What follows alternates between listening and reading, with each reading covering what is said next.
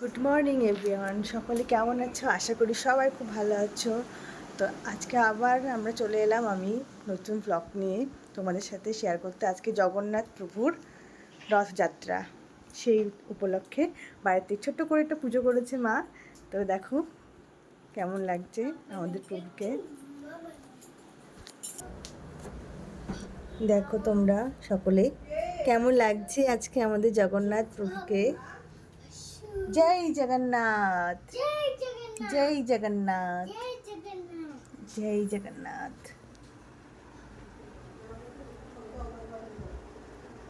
মা খুব সুন্দর করে পুজো করে, আগেও আমরা বলেছি মা খুব সুন্দর করে পুজো করেন।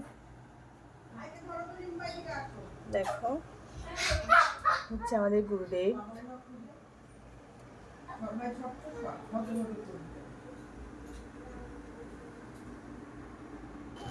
তো কেমন লাগছে তোমরা সবাই জানিও।